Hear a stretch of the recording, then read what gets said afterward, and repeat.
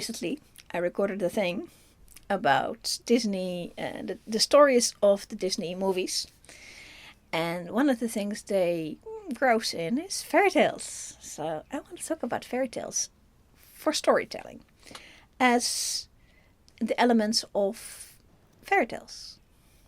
Some fairy tales are really, really old, and they exist to give people a story and maybe some advice. So for stuff you could do or how to deal with certain situations, like Cinderella. Cinderella is a extra. her father has died, and the lady he married, it doesn't really want her. And what do you do with that? And this is like a situation is so archetypal. It happens to a lot of people, and it happens to a lot of women. And this fairy tales are a lot about women, or young women, girls becoming women. What is a woman to do when they're not yet in a position to get married, so get out from a situation, and what do you do? In the case of Cinderella, is tough it out until somebody picks you up and accept that person and move on. And when a Disney company takes up this story, or any other modern filmmaker takes up the story and does a modern interpretation of it, the core story is, if you're in a situation that is bad but not lethal, tough it out. I don't think that's a very good advice for a woman right now. And yet it's being repeated. It's one of the reasons I really hate this story. And she has to tough it out until some man comes along, and then she has accepted this man, because she really can't turn this man down at this point. You don't turn down the king or the prince, which is who will be the king at some point.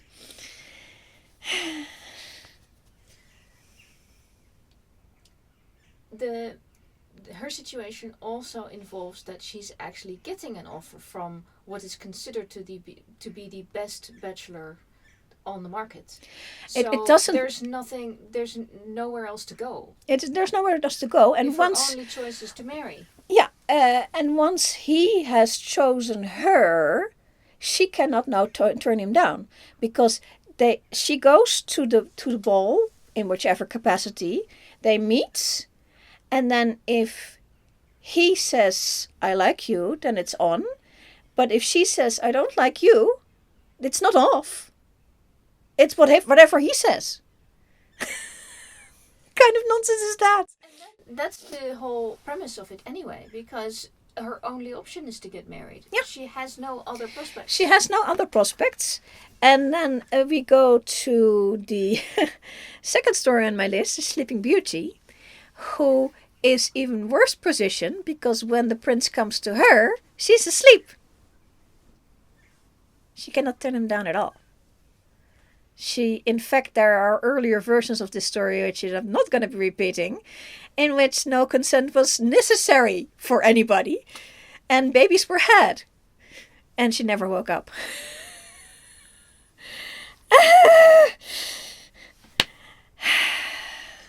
The whole thing also supposes that you are looking for a man. This is not a question. Yeah. You are looking for a man, therefore, that's the story. Fairy tales are meant for women of an older time, in which you had like a few positions that you could have. You could be a daughter, you could be a sister, you could be a wife, you could be a mother. You could be dead, or you could be, and you couldn't even be a nun. A nun is not really an option. You could, in a pinch, be a widow, but that's better if you're also a mother. The person who was a widow in the Cinderella story was the one who instantly found a husband, because she couldn't live with her kids. There was not enough money to go around, so she had to get married. No, you cannot be a widow. But then he died again. Yeah. Her second husband Yeah, died. she must have been so upset that her second try also died. And then she pushed out Leaves the her fledgling. with extra. Yeah, she tried to push out the extra baggage, because the reason they were living in a nice house was the husband and the daughter that came with the husband. So she put the daughter that came with the husband somewhere as far away downstairs as possible, so she could put forward her own kids. I'm not justifying what she did, but I understand there is a reason for what she did. So what she did was actually quite logical. Not if you're on the side of Cinderella, it's bad, but she didn't have that much choice. You can either be the daughter, the daughter, the sister, the wife, the widow if you need to be, but only if there was enough money to go around, or the mother, and mother of a son. And she wasn't a mother of a son. She was a mother of two daughters. I think maybe she married the Cinderella's dad in the hopes of begetting another son, a possibility, but it never happened. That's possible, but we don't know how long these people were married for. Yeah, it's possible. In which case she would have been still of childbearing age, maybe. So around 13. Maybe that's why they got married, that there was a possibility of a child. And he might have been wishing for a son as well, because he had an estate. Everybody wishes for a son. An estate with only daughters, it's going to go to somebody else's boy. Yeah. Because these daughters, best case scenarios is that these daughters going to marry somebody, and so the money is going to go to that other family. So, yeah. So in Cinderella, you tough it out until until he says yes, and then you don't say no. And in Sleepy Beauty, she got no say at all. And then Beauty and the Beast. Oh gosh. Beauty and the Beast. Advice on this Beauty and the Beast blooms over the actual facts of the story. The actual facts of the story is that this man, this father, basically marries her off to somebody else, and then she has to go to whoever that happens to be. This is the core of the story. This is an arranged marriage, and the reason she can't leave with flower, with a rose or an incantation. No, she's fucking married. She's married before she even saw him. She's what they call in France married to the glove. Somebody else brought the glove to her, and she married that glove, and now she's married to this guy. And then she has to go to this guy and see what she gets. A monster. Possibly, but then what do you do with it if you have a monster? That's what the story is about. What do you do if you have the situation? And the situation is, I have a monster. And in the case of Beauty and the Beast is, you try to see the good in this person and try to make the best of it. Because you're stuck with them. And there's no divorce. Divorce is a Protestant North European idea, not here, not in any, nobody gets to be divorced. Middle Ages just doesn't exist. And this is late Middle Ages. This is obviously a 17th, 18th century story. This is very French with the arranged marriage. Yeah, this is very French. So the theme is, don't judge a book by its cover. Because you're stuck with this book and you better get on with it. Then you get to Snow White. Snow White is a really much older story and straight up medieval. What do you do if your home situation is such that you find out that no, you are now in danger because person is trying to kill you? What do you do then? You get the fuck out. Which is what this advice is. Get out, and then you take your chances outside, because Snow White is doing what Cinderella could have done if it had been bad enough. She could have left, but then you're outside in the woods or in the city, and Snow White is in the woods, of course, because it's a German story and you end up in the woods. But so it all could have happened. She got lucky that she got taken in with these dwarfs, but they could have been anyone. That's the risky one. This is why The situation must have been dangerous enough at home that it warrants taking the dangers outside as a better option. And of course she gets a prince in the end. But she... Not a prince of her choosing. Indeed, a prince... Because she was forging a relationship with a dwarf. She was completely on a different... Yeah, treadmill. and she gets kissed by a prince that she then has to accept. She does. But they never turn them down, because that is also, this story teaches you that, yeah, you accept the man that you're given and you make the best of it in Beauty and the Beast. And But in Beauty and the Beast, it is alluding, it's not applying, but it is alluding to a situation where your home situation is the man who's trying to kill you or is beating you up and stuff. So what do you do then? Because then you can't go away anymore. You can run away from parents, but you cannot run away from husband in these world buildings. Yeah, no, they make the best of it. Stick it out. Stick it out. Yeah, just this is make not the beast into a kind person in your head. Yeah. On this list, it is not the worst fairy tale. However, we're coming back to the worst ones later. Just building up the tension. Because some of the elements that are in fairy tales are not just for young adults or young ladies becoming adults. It is also, there's a lot of children's stuff in there.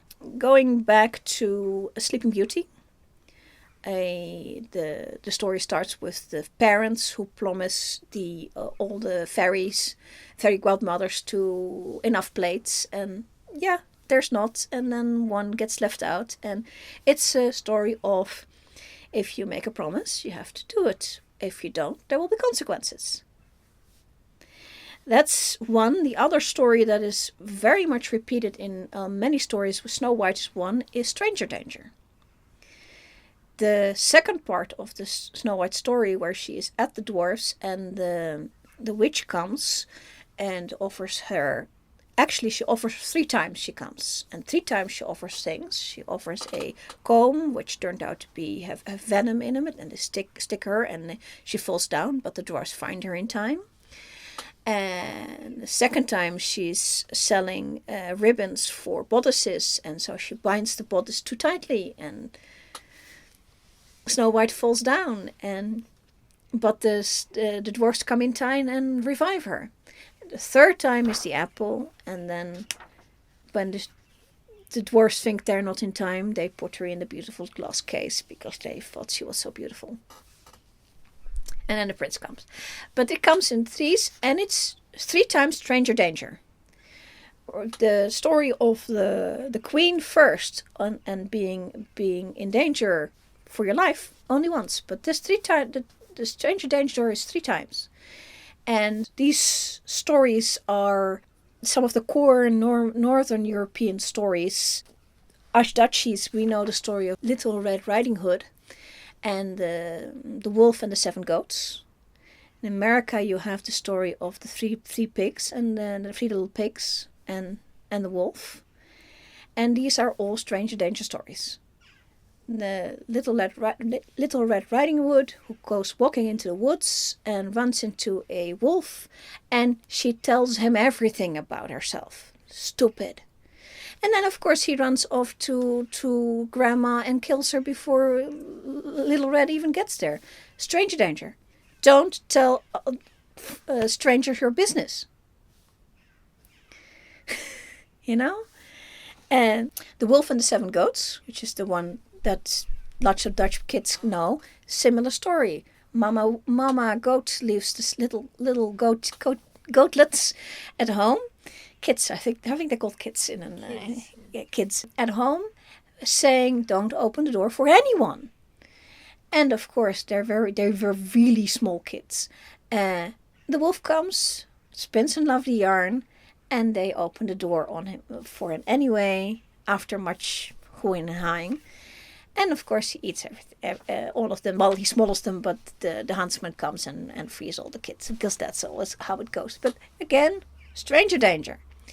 The story of the 3 pigs and the wolf, American story, or That's the one I've seen most in America of the pigs that build one a house of straw and one of reeds and one of stone, and then as the wolf comes by and tries to blow the place down, and he gets in all the places except for the stone house, of course. But it's a stranger danger story. That's what fairy tales can be about for the really young people. Another one is keeping your promises. The Frog Princess is about keeping your promises.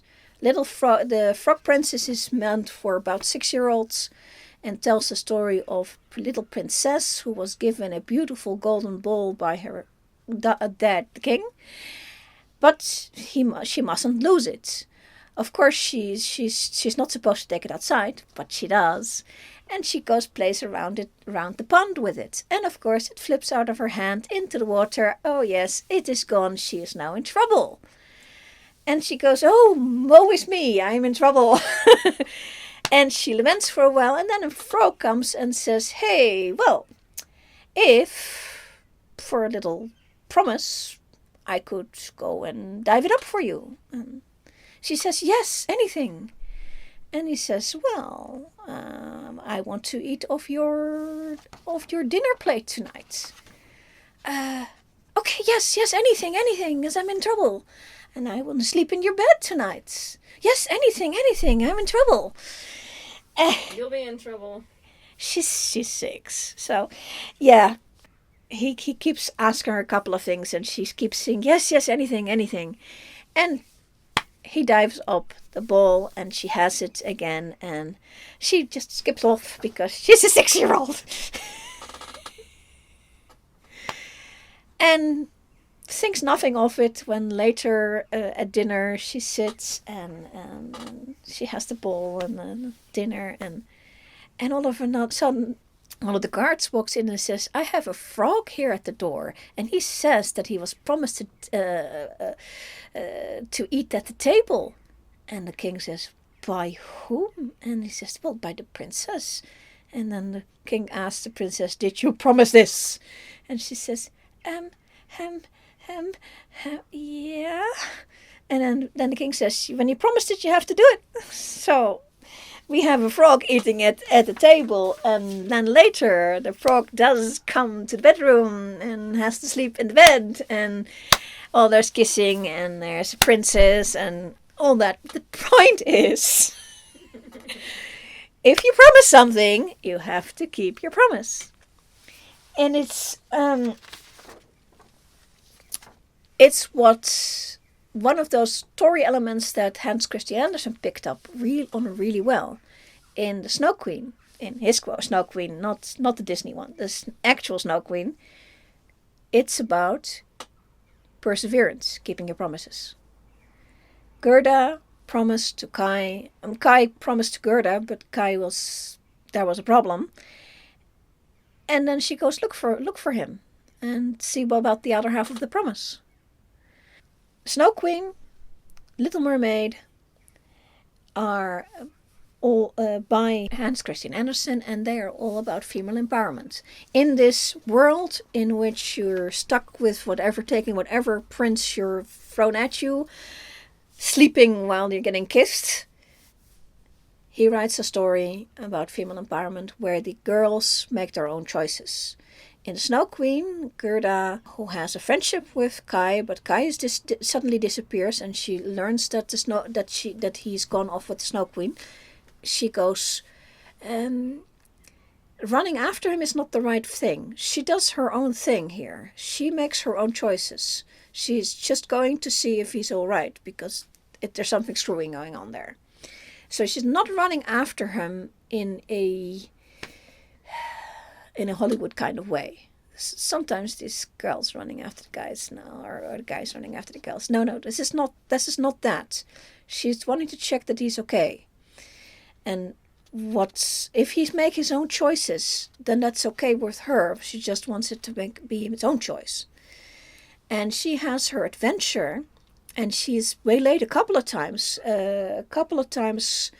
She is pulled off course because people have their own thing, and a couple of times it's malicious. And she pulls herself back on track. On her own track. Her own choice. And Little Mermaid, same thing. She finds her own choice. And makes her own sacrifices for these things. Ditto for Gerda. Gerda, she makes her own sacrifices.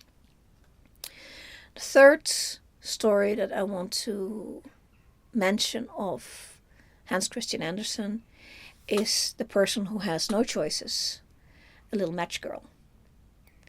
Story, very sad story of the little matchgirl who is in the 18 now, which is the 1840s. She has no choice. She has to sell her matches. And if she doesn't sell enough, she's not going to be sleeping inside tonight.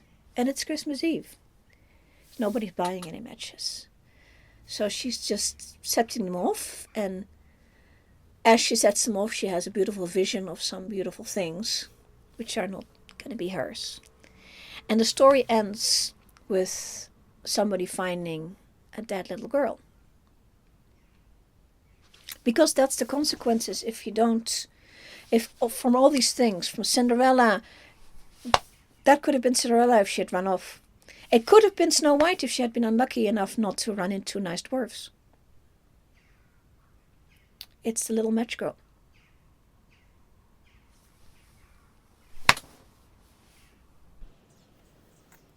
So the fairy tale storytelling tells us you are a woman, you have two choices, marry or die. Yes. And even if, in either case, you're a victim. You're either going to die now through starvation or freezing, of being outcast outside, or you could be killed, etc., by the wolf and all that stuff. Or you compromise and you give your body to a man, and you will still not be safe, but you will be inside. Yeah. And comes to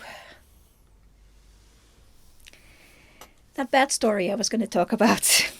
The one that Disney is never going to do because it can't. I mean, the Disney versions that you know of these stories are already sanitized to quite a bit. Actually, let's go through a little earlier. Rapunzel. Rapunzel story. They did do that one in Tangled, but there is a lot of corrosion going on. Read it sometime and you go, oh my God. Yeah. The story that they're not going to do. It is an old story, but made it to the books in a French book called by Charles Perrault, who also did like the Cinderella and stuff like that. The French Cinderella. The story is called Poem, which translates as Donkeyskin. And it is in the list of Cinderella, Sleeping Beauty, Beauty and the Beast, and Snow White. It needs to be on this list. Because it's one of the other options of what your situation can be. You've been in a situation where it's uncomfortable but doable, so wait it out. You've been in a situation in which it is lethal, so get out. And you've been married to somebody you didn't particularly... You had to make it work. This is the situation that is much more uncomfortable to talk about. Once upon a time there was a queen and a king. And they were very happy. And they had a little girl. And they were still very happy. And then the queen got sick. And badly sick. And as she lay dying, the king lamented, I will never love anyone like you again. And then the queen says, no, I want you, at some point you will meet somebody and you will see somebody, that person. Don't stop loving because of me. And then she dies. And he is heartbroken. He is...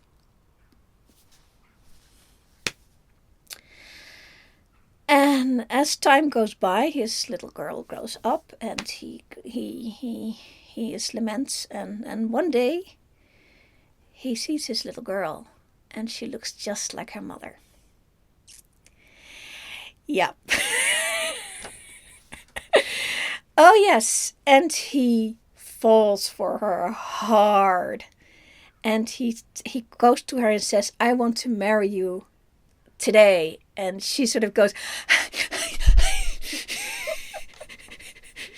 what? So this is the situation that none of these other girls have ever been in.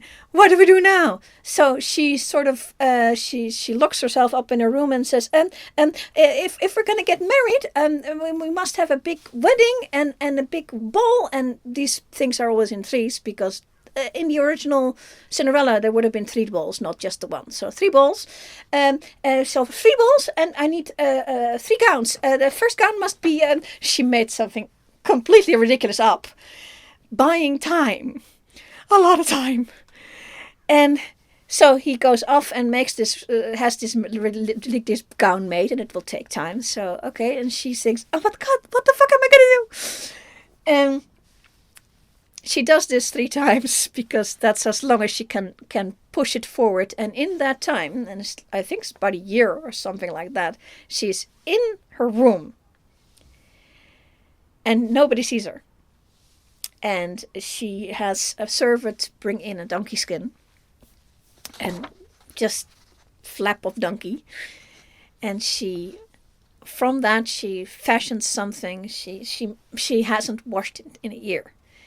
And by that year, when her father finally says, the last dress is ready, you should be, tomorrow we will be wedded. That night she sneaks out, and she looks terrible. She sneaks out and doesn't come back.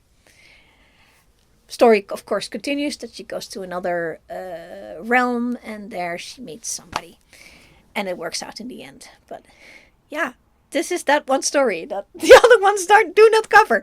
What do you do when you're dead?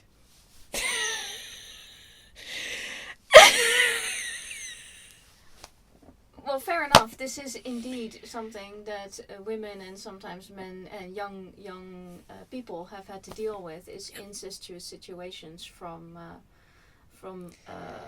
oppressive family members that just abuse, and they don't give a flying monkey. And they just have at it. In this case, at least he offered her a marriage, which is it is public. Yeah, what he was thinking is unclear because this is not about him. It is about what her reaction should be. This is what the story is about. Is what do you do as the female in this situation, or if you're a male in this situation? If you're in this situation, what do you do? It doesn't matter that the antagonists are crazy or not crazy. It doesn't matter why they're doing it. This is why it doesn't matter what Cinderella's stepmother, what her actual situation is. There is a situation, but nobody cares because that's not what the story is about. Cinderella's stepmother actually has a case. Yeah. We don't like it for Cinderella because we're on Cinderella's side. But this girl's dad does not have a case. He had another 25 or 20 years to find another really but he falls woman. in love with the likeness of his first wife, of his wife. Yeah. You know, the likeness grown up. Yeah. This happens. This is a real... This one on this list. This is one of the most realistic ones there is. The Cinderella story on one side. I mean, the Snow White, where the stepmother tries to kill you. It's not that common. But the Snow White story, the Cinderella story, and this story are common enough. You know, these are very plausible. Especially a Cinderella story, because being... Oh, that happens a lot. Yeah, being one too many child and not quite directly descendant of those who are taking care of you. That is an extremely difficult situation. But this one is not unusual either, and that's why the story exists. It also alludes to the forcible relations in marriage. Which is where Beauty and the Beast actually stops, because that's the next step. Is your if you are married to this guy, and because it did happen, they tried to avoid it, but it did happen that a father married or a niece. It is very, very, very more a niece marrying an uncle marrying a niece, and that's actually happened. And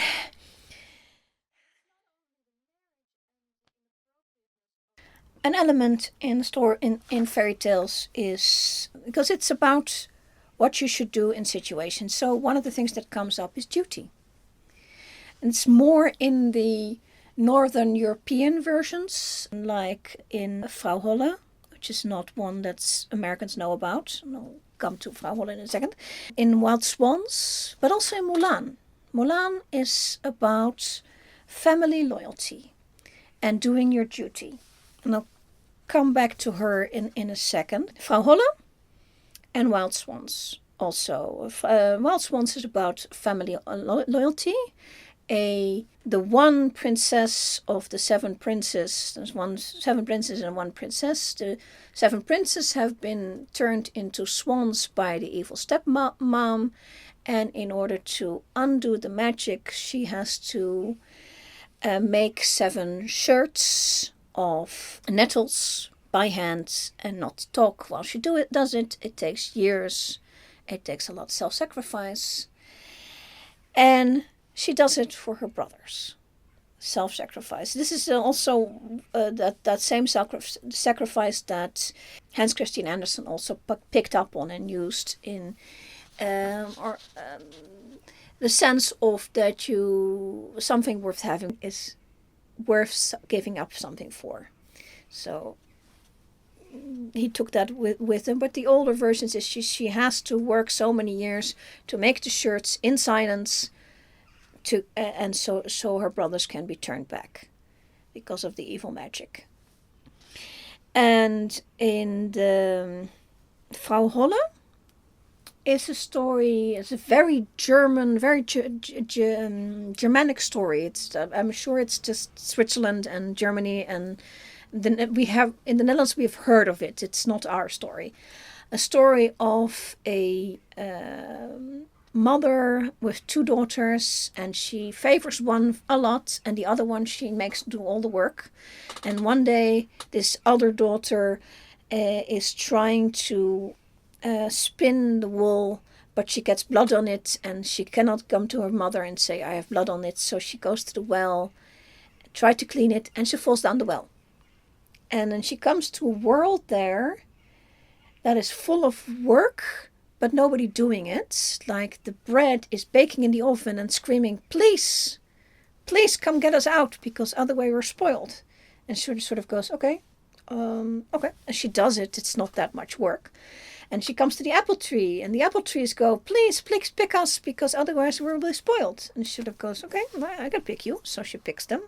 She has like 4 or 5 different things, and she does all of these things, and she comes to Frau Holle's house, and there's an older lady there, and she says, I'd like to go home, but it's one of those, I have to do certain things before I can get home, but I don't know how yet. And Frau Holle says, yeah, I can help you go home if you're willing to do a few things for me, like shake my bedding. We have to do that, shake the bedding. Okay. And she does all that, and she does it for a couple of days, and at some point Frau Holle says, every time you shake the bed, it snows in the world, because that's what it does. Okay, nice. And she stays there for a while, but after a while she sort of goes, I'd like to go home. She keeps doing stuff all the time. She's doing stuff. I'd like to go home now. I think I'd like to go home now. And then Frau Holle says, okay, go through this gate and it will take you home. And she goes to the gate and she stands under it, and all of a sudden there's a rain of gold, and she is covered in gold. Her hair, which was a regular color, is now gold. Her dress, which was a regular dress, is now gold. And she sort of goes, are you kidding? No, no, no. She says, no, no, this is what is supposed to happen. Okay, you go home now. So she arrives home with her golden hair and her golden dress, and her mother and sister see her, and mother almost immediately has her out of her dress and the other girl in the dress, because that's how it works. But the golden hair is attached, so there's no... So she has, in no time, she has a couple of nice bows, and the mother, the other daughter goes, the other daughter was lazy as F, asks our main girl what happened, and she tells the entire story of falling down the well, and then meeting all those the bread and the apples and the lady, and as she walks off with her bow towards marriage, the mother kicks the other girl in the direction of the well, says, here's a spool, put some blood in it, go into the well. Yeah, this is going to go as well as you think it's going to go. So this girl goes down the well. She lands up in the land. There is bread baking, screaming, "Hey, help! Get us out because we're done, or we'll be spoiled." And she sort of goes. And then she comes to trees, and they say, "How to pick us off because we're done?" And she goes, "I'm here for the gold." So she goes on to Frau Holle's house and says, I'm here for the gold." And Frau Holle sees her coming and is like, "Okay, Paul, I would like you to shake the beds first." And then, so she just, "Can I have my gold now?" And then Frau Holle says, because she can see what's there, "Okay, go to the arch. It's over there, and you'll get your just rewards." The girl goes to the arch, and she stands under it, waiting for the gold, and out comes Tar and Peck, and she is completely black, covered in black gunk, and that's how she's sent home.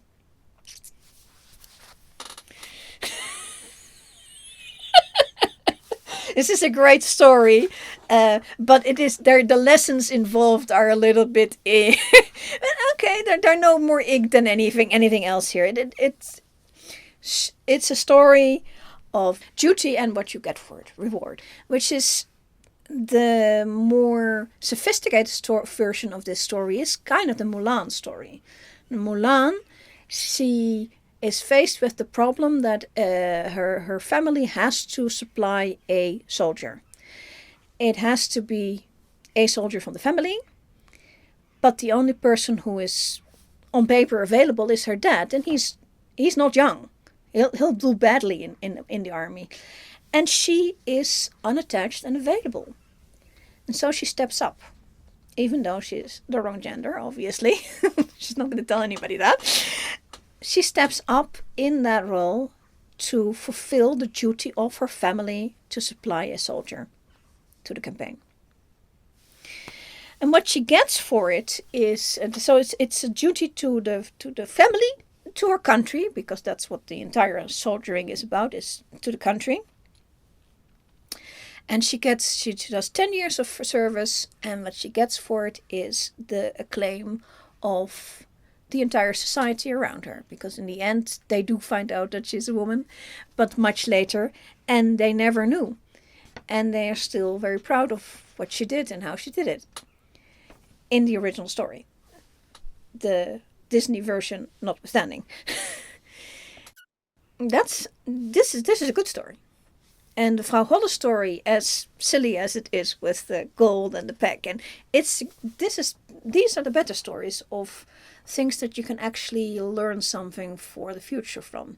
I don't think that the Mulan is already messed up by by Disney, so that they're not going to do that, and they're not going to do the Frau Holle story because it's not a story that is in their purview at all. And they're not going to do the Little Matchgirl story because it's so sad. I think they could do the Frau Holle story if they did it in the style of Alice in Wonderland. Like, look at all these funky things that happen when she goes down the well. But they could have done the Snow Queen story as is as well, because the story is just straight up an adventure. It's just a young girl who goes on an adventure, and she meets very interesting people in very interesting places. And one of the nice things about that is that both Frau Holle and the Snow Queen is not about getting a husband. Yeah, indeed. And I think Disney is very preoccupied with the stories of young women getting husbands. Because they actually pushed the Little Mermaid towards she will marry the prince at the end. Which is exactly what she didn't do in the story. Total, utter opposite. Yeah. She chooses, in the original story, for the people who are not aware of it, in the original Little Mermaid story, she is faced with a choice. He has already seen somebody else, and he is going to go with that other person, and she gets a choice of if she kills him and her on their wedding night, she can go back to the sea and be a mermaid again, and not turned into sea foam, because that was if she doesn't do what she's supposed to do, she will turn into sea foam and just cease to exist. But now she gets a chance to return to her previous state, which is already left. She is walking on two legs on the land, but she's not human yet. And now he has going to go with somebody else, and her chance will be over. And she gets her choice. Do I kill them and return to my previous state, or not? And she chooses not. She chooses her own destiny. She lets him makes his own choice by choosing that other girl, and then chooses her own destiny in I will take my chance of sea foam. Turns out she got lucky and it wasn't, but that's for you to read. It is about self-empowerment. A lot of these, oddly enough, about Hans Christian Andersen's stories are about self-empowerment of usually females. And the Frau Holle one, in a way, gives you the recipe for, in this world you self-empower if you give, you will reap what you sow, kind of thing. That kind of self-empowerment. It is totally not about giving up your everything just for the safety of being with a man, which is not quite that safe. Yeah, and the Frau Holle story, yes, she did walk off with a guy in the end, but that was her. She could also have not walked off with a guy if she wanted to. This story actually leaves it open. I've heard versions where she does and where she doesn't, where she has like 5 bows standing around her, and she doesn't. She never gets around to choosing any one of them. But she. But it gives her more options, and that's part of that moral. What you reap is what you sow. What you sow is what you reap. Is that things will become available to you if you are a good person and you lead a good moral life. Yes, indeed. And the girl who got tar on her face did not lead a moral life. She did not do anything, even remotely. If she had done like half the stuff there, then she would not have been tarred. I mean, Frau Holle, and right at the end, and I didn't tell the story quite properly, but right at the end, Frau Holle said, lift at least once, and then I can let you go on to the... Because then at least you won't be tarred. No, to actually progress to the next option, you had to do at least one thing. So it's a layered morality anyway, because then it says, okay, you're not willing or capable, or it's not in your personality to actually be helpful out of your own accord. Right, can you just at least cooperate? Yeah. You'll be fine if you do that. But fairy tales were always meant, including the ones from Hans Christian Andersen and the ones with any of the names on it, to give you some tools on how to deal with life, whatever life happens to be. And we need some modern fairy tales for our modern girls and boys to deal with how to deal with some of these new facets of life. Yeah, you've got films like Erin Yankovic. I'm blanking on the last name, but the one with Julia Roberts, where she plays a former beauty queen, turns legal assistant, and basically takes on this enormous case. Yeah, it's true. It's historic. It happened, but these kinds of stories are actually moral tales to tell. No, moral. They are life tales that tell you, you can be dealt crappy cards.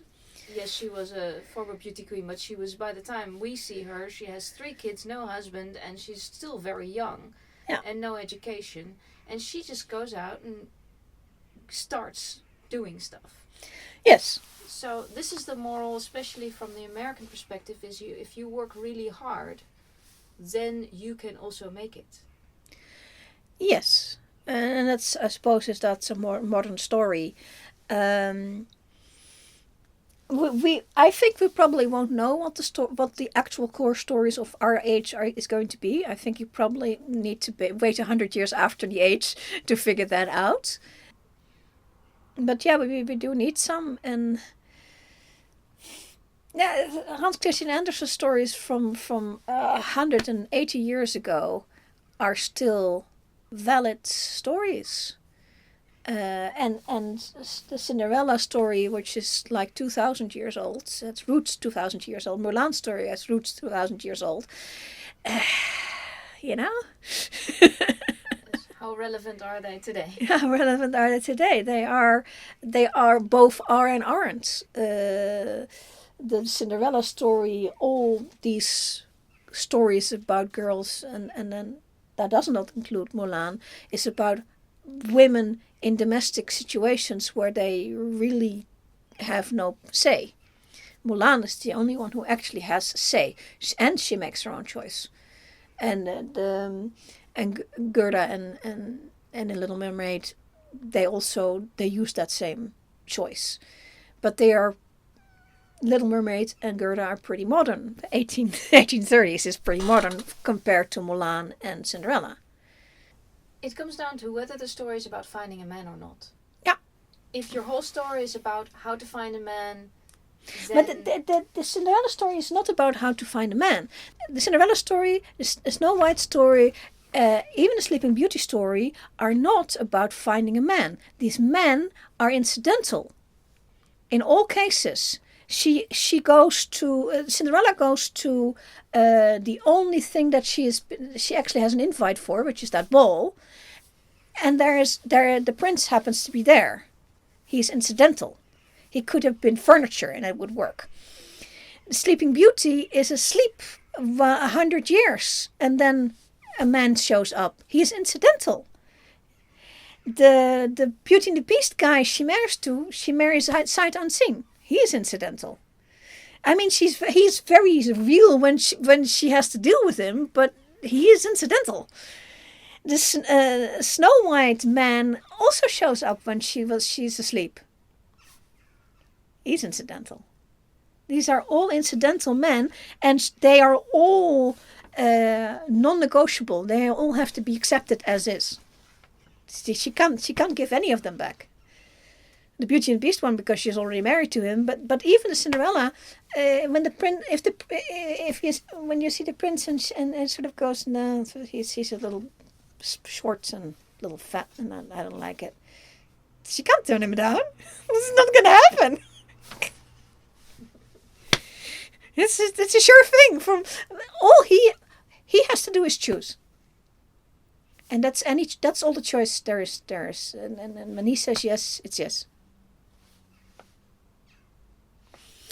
Because the reason that the princess in Donkeyskin couldn't turn him down, she had to get away. Because he is king. That is what kings are. King says the sky is pink, then the sky is pink. If he says he's going to marry you, he's going to marry you. No matter who you are. And this is why she had to run. And that's...